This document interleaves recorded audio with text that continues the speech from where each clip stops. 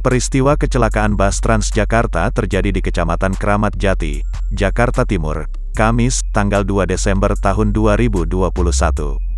Kejadian ini merupakan kecelakaan tunggal bus Transjakarta yang menabrak pos polisi lalu lintas tepatnya di Simpang PGC Kramat Jati, Jakarta Timur.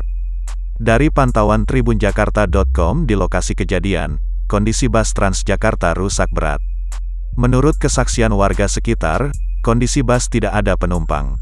Namun ada satu korban akibat kecelakaan bus Transjakarta yang menghantam pos polisi di Simpang PGC Kramat Jati. Satu korban kecelakaan bus Transjakarta yang menabrak pos polisi di Simpang PGC Kramat Jati, Jakarta Timur, yakni petugas yang ada di dalam bus.